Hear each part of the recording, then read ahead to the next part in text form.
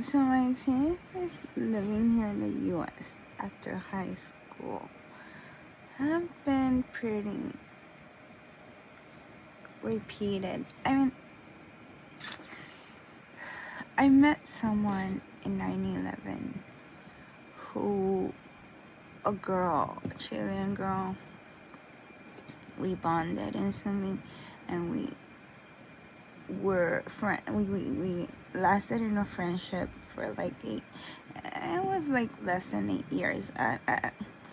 My understanding of time is actually, I don't even know how I put together a year, but anyway, or a day even, or a few hours. But anyway, I was known for calling her a lot and going over to her home.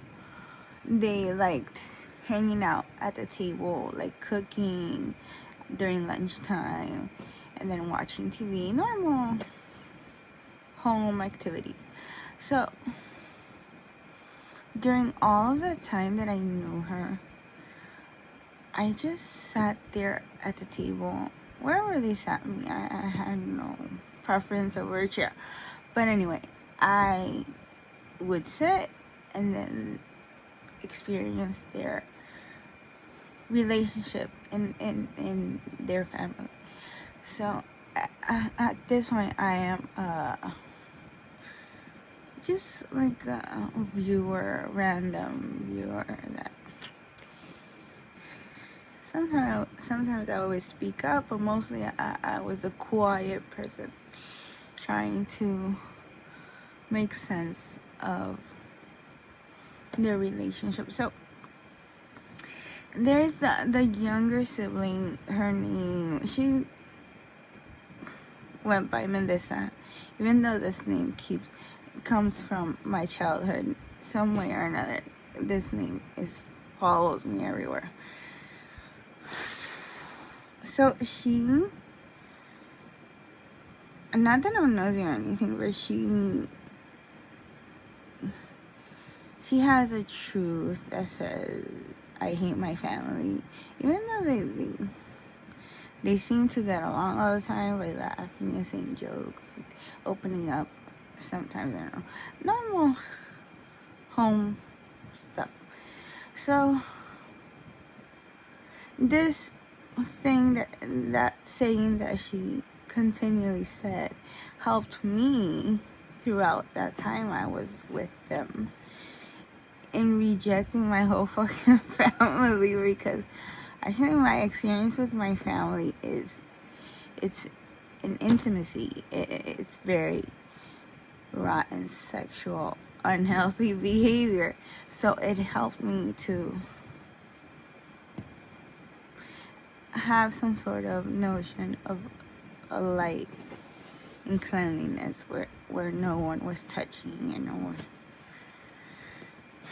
Whether this was a dream or not, I'm very thankful for those moments with that family, because I understood not touching the self and not touching others during any time at home or outside or playing around or whatever.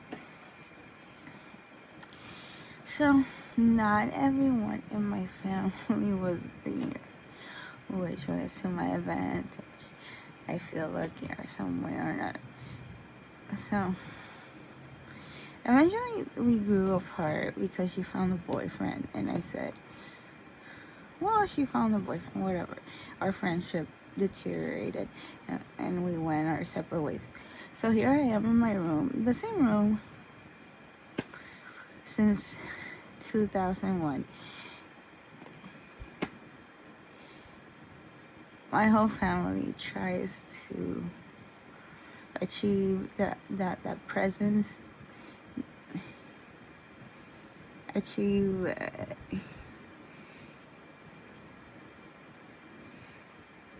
an understanding of that atmosphere or I don't know how to put it into words, to be honest. It's a feeling of just being at peace with others without touching yourself or touching others. They haven't learned right. So every day is a fucking struggle in hell. If you look around, they all look like ugly spirits. And it's not my fault.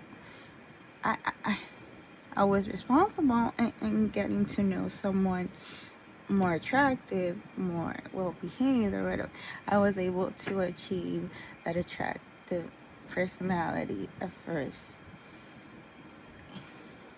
encounter, where she was okay with me, and it kept going.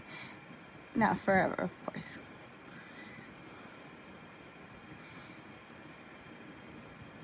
So everyone around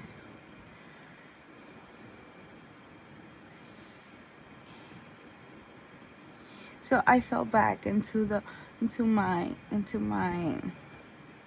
choices as a girl.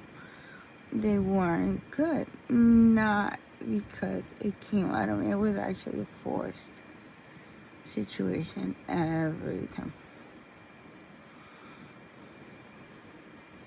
Anyway, whatever. We get over it. Am I in those memories? 8 years of sitting down, doing and saying nothing, not laughing, not talking. Am I in those memories that everyone wants to be in? No, I'm not. I'm actually in hell, going over every disgusting childhood behavior. So someone's taking my spot in that table. Someone in my family. Yeah, very unjust kid. That it doesn't even have to be my family. It can be somewhere, anywhere in the fame world. Anyway, it's hard to sit down next to someone without laughing, without judgment, it's hard without any opinion. The list goes on and on. So while everyone was talking and laughing, guess what I was doing? Building every good virtue ever. I don't know. So all they do every day is try to kill me. And I don't care anymore. But that girl's negative understanding actually helped me to rise above every ugly experience in childhood as a young little girl. So thank you, Melissa. I'm not you. This is a name that follows me. It has been following me even before I met you. Anyway, whatever.